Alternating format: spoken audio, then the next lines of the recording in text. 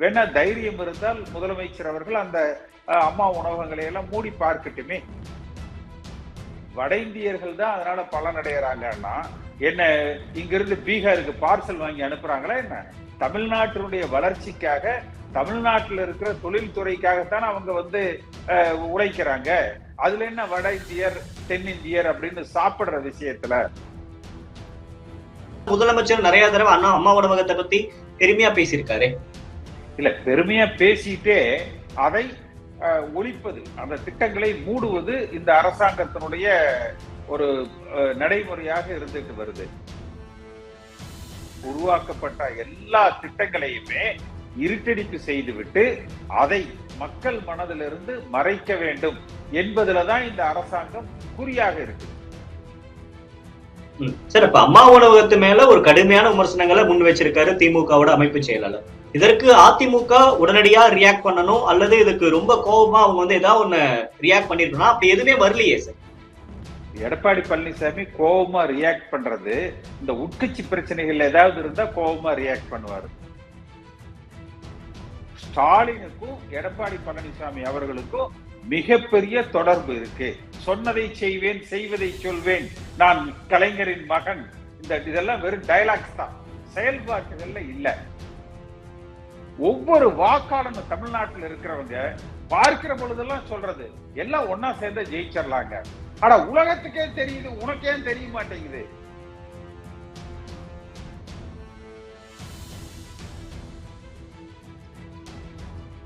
தி debate நேயர்களுக்கு வணக்கம். இன்றைய சிறப்பு நேர்காணலில் நம்மோடு இணைந்திருக்கிறார் அதிமுகவின் முன்னாள் நாடாளுமன்ற உறுப்பினர் கே.சி. பழனிசாமி அவர்கள். சார் வணக்கம். வணக்கம் தம்பி. திமுகவோட அமைப்பு செயலராக இருக்கக்கூடிய ஆர்.எஸ். பாரதி அம்மா உணவகம் குறித்து பேசிய பேச்சு அப்படின்றது சமூக வலைதளங்கள்ல அதிமுக நிர்வாகிகள் எல்லாத்தையும் கொதிப்படைய செஞ்சிருக்கு. நீங்க எப்படி சார் பாக்குறீங்க அவருடைய பேச்ச? இல்ல, அதிமுக நிர்வாகிகளை மட்டும் கொதிப்படைய வைக்கல. அவர் அதுல ரெண்டு கருத்துக்கள் சொல்லியிருக்காரு. ஒன்று, அம்மாவே இல்ல, அம்மா உணவகங்கள் எதற்கு, அவைகள் மூடப்படணும் ஒண்ணு.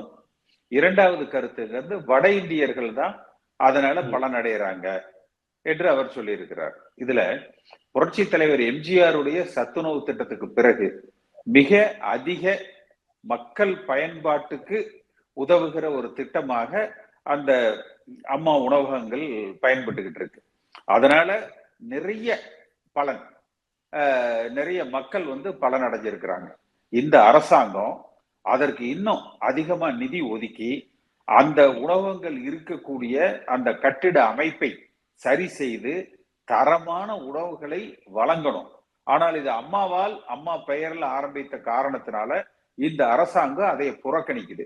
அதனுடைய உச்சகட்டமாக திரு ஆர்.எஸ். பாரதி இந்த கருத்தை சொல்லியிருக்காரு.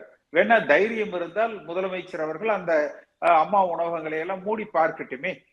தேவையில்லை, அவங்களே இல்ல, எதற்கு அம்மா உணவகம் சொல்லிட்டு மூடி பார்க்கட்டும். அதனுடைய எதிர் விளைவுகளை மக்கள் இவங்களுக்கு வர்ற தேர்தல்ல கொடுப்பாங்க. ஒன்று. இரண்டாவது, வட இந்தியர்கள் தான் அதனால பலனடைகிறாங்கன்னா என்ன, இங்கிருந்து பீகாருக்கு பார்சல் வாங்கி அனுப்புறாங்களா என்ன? அங்கிருந்து இங்க இங்க பணியாற்றுகிறவர்கள் தான் அதை பயன்படுத்துறாங்க. அப்ப முதலமைச்சர் வெளிநாடுகளுக்கு போறேன், முதலீடுகளை ஈர்க்கிறேன், தொழில்களை கொண்டு வர்றேன்னு சொன்னா இவங்க நடத்துற டாஸ்மாக்ல எல்லாரும் காலங்காத்தால குடிச்சிட்டு மட்டையாகி கிடக்குறாங்க. அதாவது அந்த உற்பத்தி திறன், அதாவது வேலை வாய்ப்புகளுக்கு ஆள் கிடைக்கிறது இல்லை. நீங்க பல இடங்கள்ல பார்த்தீங்கன்னா வேலை வாய்ப்புக்கு ஆள் இல்லாம பல நிர்வாகங்கள், பல தொழில்கள் சிரமப்படுது. அப்ப அந்த நேரத்துல வெளி மாநிலங்களிலிருந்து தொழிலாளர்கள் இங்க பணி புரியறாங்க. இன்னும் அந்த வெளி மாநிலத்தில் இருக்கிறவங்களுக்கு இன்னும் திருப்பூர் பக்கம் எல்லாம் பார்த்தீங்கன்னா பிளைட் டிக்கெட் போட்டு கூட்டிட்டு வர்றாங்க, ட்ரெயின் டிக்கெட் போட்டு கூட்டிட்டு வர்றாங்க. அப்ப சகல சலுகைகளும் செய்து கொடுக்கறாங்க. அவர்கள் தான் பலனடைகிறாங்கன்னா பண்ணட்டுமே. அவங்களும் லேபர் கேட்டகரி. தமிழ்நாட்டினுடைய வளர்ச்சிக்காக, தமிழ்நாட்டில் இருக்கிற தொழில்துறைக்காகத்தான் அவங்க உழைக்கிறாங்க. அதுல என்ன வட இந்தியர் தென்னிந்தியர் அப்படின்னு சாப்பிடுற விஷயத்துல பாரதியோட கருத்து வன்மையாக கண்டிக்கக்கூடிய ஒரு கருத்து. சரி, இந்த அம்மா உணவகம் மீது திமுகவுக்கு தொடர்ந்து ஏதோ ஒரு காழ்ப்புணர்ச்சி இருக்கு, அல்ல அந்த ஒரு ஸ்கீமை அட்டாக் பண்ணணும் அப்படின்ற எண்ணம் எல்லாருக்கும் இருக்கிறதா பாக்குறீங்களா? ஏன்னா முதலமைச்சர் நிறைய தடவை அம்மா உணவகத்தை பத்தி பெருமையா பேசியிருக்காரு. இல்ல, பெருமையா பேசிட்டே அதை ஒழிப்பது, அந்த திட்டங்களை மூடுவது இந்த அரசாங்கத்தினுடைய ஒரு நடைமுறையாக இருந்துட்டு வருது. பல திட்டங்கள் அதே மாதிரி மருத்துவத்துறையில அம்மா பெயர்ல அம்மா மருந்தகம்னு சொல்லி ஆரம்பிச்சாங்க. இதைத்தானே அதாவது புரட்சி தலைவி ஜெயலலிதா அம்மா பேர்ல உருவாக்கப்பட்ட எல்லா திட்டங்களையுமே இருட்டடிப்பு செய்துவிட்டு அதை மக்கள் மனதிலிருந்து மறைக்க வேண்டும் என்பதுலதான் இந்த அரசாங்கம் குறியாக இருக்குது. நீங்க குறிப்பா பாத்தீங்கன்னா தாலிக்கு தங்கம், இலவச லேப்டாப், அடுத்து இலவச சைக்கிள், இதெல்லாம் கொடுக்கறதே கிடையாது. நீங்க இவங்க புது திட்டங்கள் போடட்டும், யாரும் வேணாம்னு சொல்லல. பழைய திட்டங்களை சிறப்பாக செயல்படுத்தி விட்டு அதற்கு மேல இந்த அரசாங்கம் தன்னுடைய திறமைகளை காட்டுவதாக இருந்தால் புது திட்டங்களை போடட்டும்.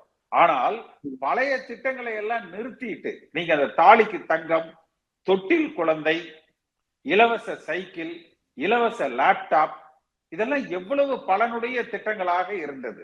இதையெல்லாம் இந்த அரசாங்கம் நிறுத்தி இருக்காங்க.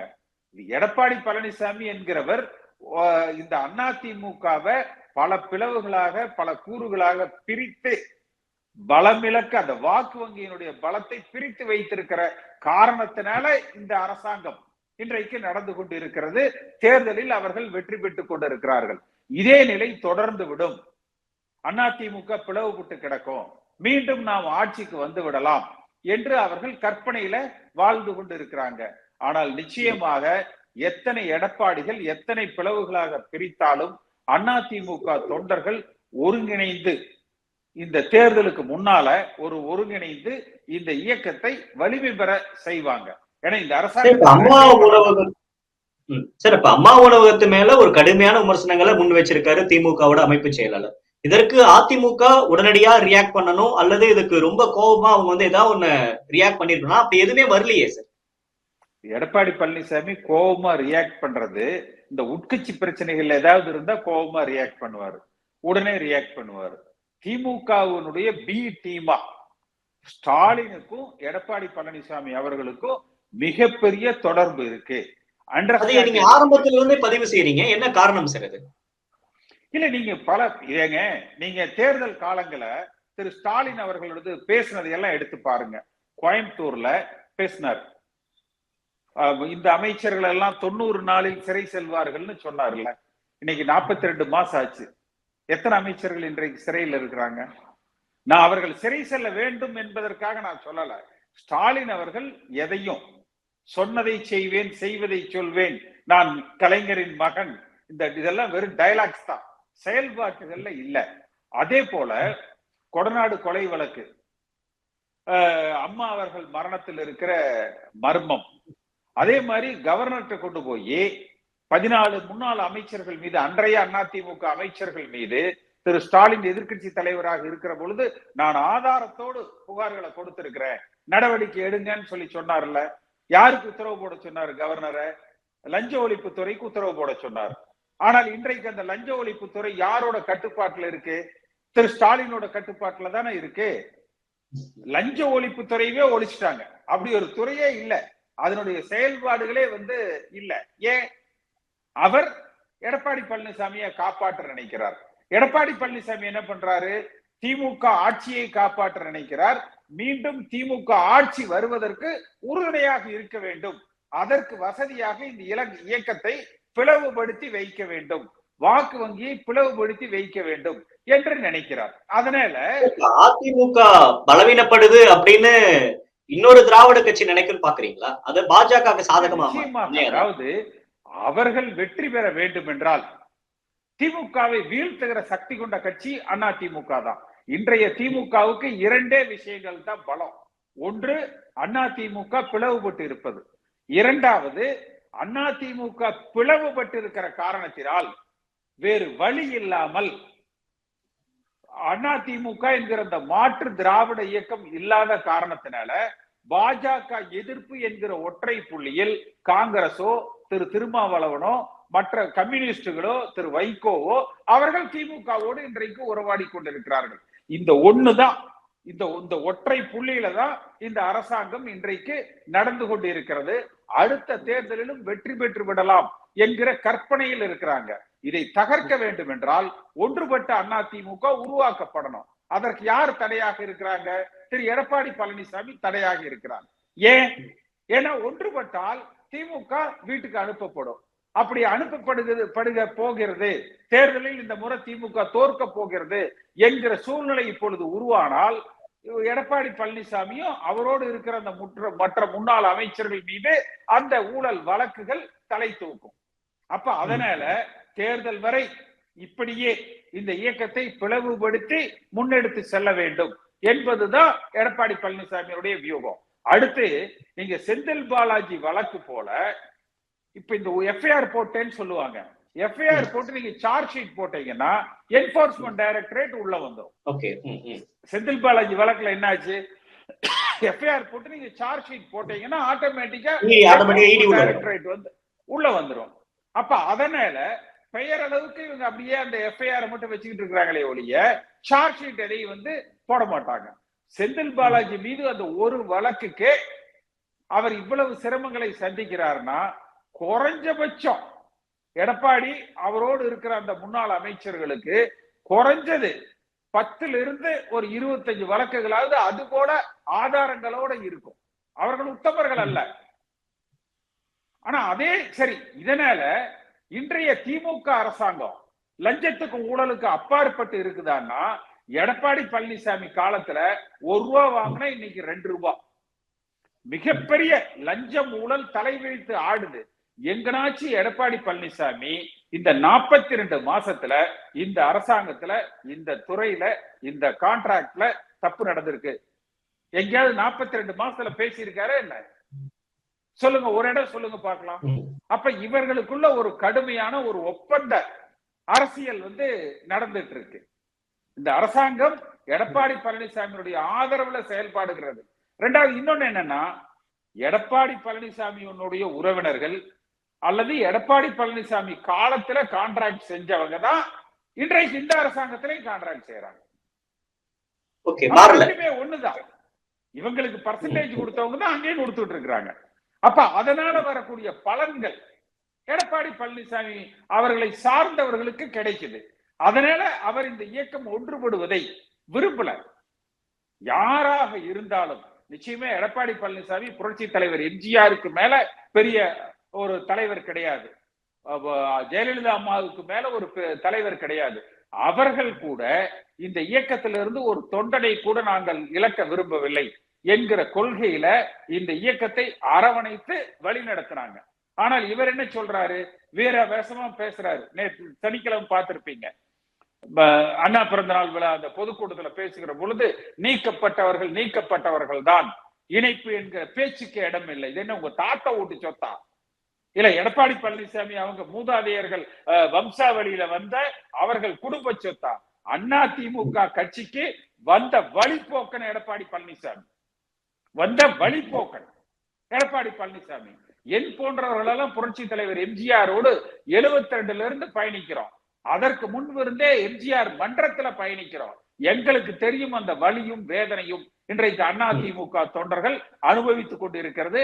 அன்றைக்கு எம்ஜிஆர் மன்றம் அதிமுக 72ல இருந்து இந்த இயக்கம் 77 ஆட்சிக்கு வருகிற வரை பட்ட வேதனைகள் என் போன்றவர்களுக்கு வந்து தெரியும். எந்த பொதுச் செயலாளராக எடப்பாடி பழனிசாமி தேர்வு செஞ்சாங்க. அப்ப பொதுக்குழு உறுப்பினர்கள் எல்லா ஒருங்கிணைந்த கருத்தோட தானே தேர்ந்தெடுத்திருப்பாங்க. அதே தவறுன்னு சொல்றேன். புரட்சி தலைவர் எம்ஜிஆருடைய விதி, ஜெயலலிதா அம்மாவுடைய விதி, அடிப்படை தொண்டர்களால் இந்த தலைமை தேர்ந்தெடுக்கப்பட வேண்டும். இதுதான். அப்ப இன்றைய தேதிக்கு மீண்டும் ஆளுகிற கட்சியாக அதிமுக உருவெடுக்கணும்னா 4 விஷயங்கள். அதாவது ஓ பன்னீர்செல்வம் குற்றச்சாட்டுகளுக்கு அப்பாற்பட்டவர்னு நான் சொல்லல, சசிகலா உத்தமர்னு நான் சொல்ல வரல. எல்லோரிடத்திலும் நிறைய குறைகள் இருக்கிறது. இருந்தாலும் கூட இந்த இயக்கத்தினுடைய நலன் கருதி ஒன்றுபட்ட அதிமுக உருவாக்கப்பட வேண்டும். தொண்டர்களால தலைமை உருவாக்கப்பட வேண்டும். சாதி மதத்திற்கு அப்பாற்பட்ட இயக்கமாக அதிமுக வளர்த்தெடுக்கப்பட வேண்டும். லஞ்சம், ஊழல் இதற்கு அப்பாற்பட்ட தலைவர்கள் முன்னிறுத்தி மீண்டும் ஆளுகிற கட்சியாக அதிமுக உருவெடுக்க வேண்டும். இது போல பயணித்தால்தான் இந்த இயக்கம் இன்னும் பல 100 ஆண்டுகளுக்கு ஆளுகிற கட்சியாக இருக்கும். இன்றைக்கு திமுகல கலைஞர், திரு ஸ்டாலின், அவர் மகன் உதயநிதி, இனி அதுக்கப்புறம் இன்னொரு நிதி, அதுக்கப்புறம் இன்னொரு நிதி என்கிற அளவுல ஒரு சாம்ராஜ்யமாக குடும்ப சொத்தாக அண்ணா உருவாக்கிய திராவிட முன்னேற்ற கழகத்தை இன்னைக்கு ஆக்கிட்டு இருக்காங்க. அது அவங்க பிரச்சனை. ஆனால் திமுகவை இன்றைக்கு அவர்கள் உருவாக்கி கொண்டிருக்கிறார்கள். ஆனால் அண்ணா திமுக என்கிற அந்த ஒரு பேர் இயக்கம் எடப்பாடி பழனிசாமியால் சிதைக்கப்படுவதை கொண்டு ஒவ்வொரு வாக்காளனும் தமிழ்நாட்டில் இருக்கிறவங்க பார்க்கிற பொழுதெல்லாம் சொல்றது எல்லாம் ஒன்னா சேர்ந்து ஜெயிச்சிடலாங்க. ஆனா உலகத்துக்கே தெரியுது, உனக்கே தெரிய மாட்டேங்குது. இப்ப எம்ஆர் விஜயபாஸ்கர் மேல சிபிசிஐடி கேஸ் ஒண்ணு இருக்கு, விஜயபாஸ்கர் மேல குட்கா கேஸ், வைத்திலிங்கம் மேல டிஏவிசி கேஸ் இருக்கு, சேம் டைம் வேலுமணி மேலேயும் அந்த டெண்டர் கேஸ் வந்திருக்கு. ஸ்டாலின் சொன்னதை செய்வோம் அப்படின்றத இந்த 4 பேருக்கு மேல போட்ட கேஸ் வச்சு நம்ம மதிப்பிடக்கூடாதா? எம்ஆர் விஜயபாஸ்கர் மேல சார்ஜ் ஷீட் போட்டாங்களா ஊழல் வழக்குல? இல்ல. அதே மாதிரி குட்கா பாஸ்கருக்கு அந்த குட்கா வழக்குங்கிறது சிபிஐ இன்வெஸ்டிகேட் பண்ணி போட்டது, திரு ஸ்டாலின் அவர்கள் போட்டது இல்ல. அது சிபிஐ இன்வெஸ்டிகேஷன்ல வந்தது. ஸ்டாலின் என்ன வழக்கு போட்டிருக்காரு? சொத்து குவிப்பு வழக்கு போட்டிருக்காரு. ஒன்று. அடுத்து வைத்திலிங்கத்தின் மீது அது இந்த கேஸ் ஒரு கேஸே கிடையாதுங்க. நீங்க அவங்க என்ன சொல்றாங்க, ஸ்ரீராம் ப்ராப்பர்ட்டிஸ்ல இருந்து வைத்திலிங்கனுடைய மகனது கம்பெனிகளுக்கு கடன் சொல்றாங்க. கலைஞர் டிவியில 2Gல இதே மாதிரி தானே சொன்னாங்க. அதாவது மும்பையில இருக்கிற ஒரு நிறுவனம் கலைஞர் டிவிக்கு கடன் கொடுத்திருக்குது, இது லஞ்சம்னாங்க. இப்ப இவரு வைத்திலிங்கம் அது கடனை வட்டி கணக்கு காமிச்சு திருப்பி கொடுக்குறாருன்னு வச்சுக்கோங்க. அப்ப இது எங்கிருந்து லஞ்சம் ஆகும்? ஆனா வைத்திலிங்கத்து மீது ஆதாரப்பூர்வமா இன்னொரு குற்றச்சாட்டு இருக்குது. காக்னிசன்ட் டெக்னாலஜிஸ் ஒரு அமெரிக்க நிறுவனம், அவங்க வைத்திலிங்கம் ஹவுசிங் வீட்டு வசதித்துறை அமைச்சராக இருக்கிற பொழுது லஞ்சம் கொடுத்த வழக்குல அமெரிக்கால நியூயார்க்ல செக்யூரிட்டி எக்ஸ்சேஞ்ச் கமிஷன் இருக்குது, அங்க பிடிச்சு அங்க விசாரணை நடத்தி அதுல ஃபைன் கட்டி இருக்காங்க. ஆமா நாங்க லஞ்சம் கொடுத்தோம் என்று ஃபைன் கட்டி இருக்கிறாங்க. அந்த வழக்குல வைத்திலிங்கத்தை பேரை போடாம இவங்க எஃப்ஐஆர் போட்டு வச்சிருக்கிறாங்க. அது 2015-16 காலகட்டங்கள்ல இருந்து அது நிலுவையில் இருக்குது. ஒன்று. அதே மாதிரி வேலுமணி எடுத்துக்கோங்களேன். வேலுமணி மீது எத்தனை இதுக்கு முன்னாடி 3 தடவை ரைடு பண்ணாங்க, என்ன பண்ணிட்டாங்க? இது இப்ப இந்த நடவடிக்கைகளை நான் பார்ப்பது என்பது சென்ற முறை திரு ஸ்டாலின் அவர்கள் முன்வைத்த கோஷம் 2 தேர்தல்ல கரப்ஷன் கலெக்ஷன் கமிஷன் இதைத்தான் முன்வைத்தார். இந்த ஆட்சியில இவர் வருகிற சட்டமன்ற தேர்தலுக்கு வாக்கு கேட்டு வருகிற பொழுது திரு ஸ்டாலின் அவர்களே நீங்க கரப்ஷன் கலெக்ஷன் கமிஷன் சொன்னீங்க, உங்க ஆட்சியில 2 மடங்கு கரப்ஷன் 2 மடங்கு கலெக்ஷன் இது நடந்துட்டு இருக்கு. அப்ப அதை எதிர்கொள்ள முடியாது. அடுத்து 90 நாள்ல நீங்க நடவடிக்கை எடுக்கிறேன்னு சொன்னீங்க, அவங்க கிட்ட எவ்வளவு வாங்குனீங்க நடவடிக்கை எடுக்காம இருக்கிறதுக்கு என்று மக்கள் இன்றைக்கு கேட்கிறாங்க. அதுக்காக கேட்டா நாங்க எஃப்ஐஆர் போட்டோம் என்பதற்காக. அப்ப இன்றைக்கு இதனால என்ன, எடப்பாடி பழனிசாமியும் திரு ஸ்டாலின் அவர்களும் இந்த நடவடிக்கைகளால என்ன ஆகுதுன்னா, பாரதிய ஜனதா கட்சி திராவிடம்னால ஊழல் மலிந்தது, ஊழல் மிகுந்ததுதான் திராவிடர். அப்ப அந்த திராவிட சித்தாந்தங்கள் பின்னுக்கு தள்ளப்பட்டு திமுக அண்ணா திமுக இரு தரப்பிலும் ஊழல் முன்னிறுத்தப்படுகிறது. அப்ப ஒரு மாபெரும் சித்தாந்தம் பேரறிஞர் அண்ணாவால் தந்தை பெரியாரால் உருவாக்கப்பட்ட சித்தாந்தம் எடப்பாடி பழனிசாமியால் திரு ஸ்டாலின் அவர்களால் இந்த ஊழல் குற்றச்சாட்டுகளால அந்த சித்தாந்தமே அடிபட்டு ஊழல் முன்னுக்கு நிக்குது. இதைத்தானே பாரதிய ஜனதா கட்சி பயன்படுத்தி முன்னேற நினைக்கிறாங்க. நான் ஏதோ கால் புணர்ச்சியில எடப்பாடி பழனிசாமி மேலையும் வேலுமணி மேலையும் அந்த முன்னாள் அமைச்சர்கள் மீது நடவடிக்கை எடுங்கன்னு சொல்லல. யார் இந்த ஊழலில் சம்பந்தப்பட்டு இருந்தாலும் ஊழல் குற்றச்சாட்டுகளுக்கு அது திமுகவாக இருந்தாலும் சரி, அண்ணா திமுகவாக இருந்தாலும் சரி, காங்கிரஸோ கம்யூனிஸ்டோ விடுதலை சிறுத்தைகளோ எந்த கட்சியாக இருந்தாலும் சரி, ஊழல் இல்லாத ஒரு தமிழகத்தை நாம் உருவாக்க வேண்டும். அதுதான் புரட்சி தலைவர் எம்ஜிஆர் அவர்கள் அண்ணா திமுகவை உருவாக்கிய பொழுது லஞ்சம் ஊழலுக்கு அப்பாற்பட்ட இயக்கமாக, குடும்ப அரசியலுக்கு அப்பாற்பட்ட இயக்கமாக, அடிப்படை தொண்டன் தலைமையை தேர்ந்தெடுக்கிற ஒரு இயக்கமாக இதை கட்டமைத்தார். அதை தகர்க்கிற பணியை மிக சிறப்பாக எடப்பாடி பழனிசாமி செய்து தன்னுடைய குடும்ப சொத்தாக்கி கொண்டு இருக்கிறார். சரி, இறுதியா ஒரு கேள்வி. இப்ப எஸ்பி வேலுமணி மீதும் வைத்திலிங்கம் மீதும் போடப்பட்ட அந்த வழக்குக்கு ஓபிஎஸ் எதிர்வினை ஆற்றாரு அப்படின்றப்ப எஸ்பி வேலுமணியை குறிப்பிட்டு பேசுறாரு. அதிமுகவை ஒன்றிணைக்கணும்னு நினைக்கிறவங்க மேல வழக்கு போடுது திமுக அரசு, இதை நாங்க 2026 ஆட்சிக்கு அதை முறியடிப்போம் அப்படின்னு பேசுறாரு. இது எப்படி சார் புரிஞ்சுக்கிறது? ஓபிஎஸ் வழக்கு போட்டா ஒன்றிணையாத என்ன? அப்ப வழக்குக்கு பயந்துகிட்டு வேலுமணி இல்லைங்க ஸ்டாலின், நான் பயந்து நடுங்கி காய்ச்ச குளிர் வந்துருச்சு, நாங்க இனிமேல் ஒன்றிணைக்க மாட்டோம் அப்படின்னு பின்னாடி ஓடிடுவாங்களா? அப்ப ஒன்றிணைக்கணும்னா உங்க கண்டிஷன் என்ன? எங்க மேல ஊழல் வழக்கு வரக்கூடாதுங்கிறதா? அப்ப ஓபிஎஸ் இன்னைக்கு இந்த இயக்கத்துக்குள்ள சண்டை போட்டு இருக்கிறதுக்கு காரணம் ஸ்டாலின் அந்த ஊழல் வழக்கு தான் காரணமா? இது எவ்வளவு ஒரு அபத்தமான ஒரு பேச்ச ஒரு முதலமைச்சராக இருந்த திரு ஓபிஎஸ் அவர்கள் பேசி இருக்கிறாரு. ஸ்டாலின் நடவடிக்கை எடுக்கிறது ஊழல் குற்றச்சாட்டுகள், அதுக்கும் கட்சி ஒன்னா சேர்றதுக்கும் ஒருங்கிணைப்பதற்கு என்ன சம்பந்தம் இருக்கு? அவங்க 2 பேர் தான் கட்சி ஒன்றிணைற முன்னெடுப்புகளை செய்யறாங்க அப்படின்றது இல்ல. இந்த கட்சி ஒன்றிணையணும்னா இன்னொரு 10 மந்திரி புடிச்சு தூக்கி உள்ள போடணும், அப்பதான் இது ஒன்றிணையும்.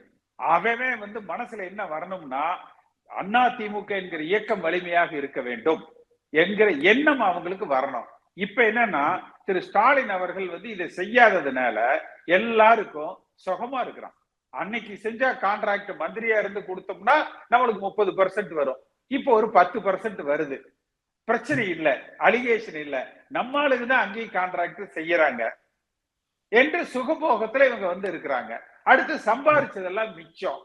ஒரு மாபெரும் கட்சிக்கு பொறுப்பாளர்களாக, தலைவர்களாக தமிழக அரசியல முன்னிறுத்தப்படுறாங்க. அப்ப அதைத்தான் அவர்கள் விரும்புகிறார்கள். இவர்கள் ஆட்சிக்கு வர வேண்டும் என்று இவங்க விரும்பல. ஓகே, திமுக ஆட்சியில இருக்கணும் அப்படின்னு விரும்புறாங்க. சார், நிறைய விஷயங்கள் அவர்கள் தான் இந்த இணைப்புக்கு தடையாக இருக்கிறாங்க. சார், நிறைய விஷயங்கள் பகிர்ந்துக்கிட்டீங்க. குறிப்பா இந்த ஒவ்வொரு வழக்குக்கு பின்னாடியும் திமுகவுக்கும் அதிமுகவுக்கும் என்ன மறைமுகமான ஒரு சம்பந்தம் இருக்கு அப்படின்றதை பதிவு செஞ்சீங்க. நேரம் கொடுத்தமைக்கு நன்றி சார். தேங்க்யூ.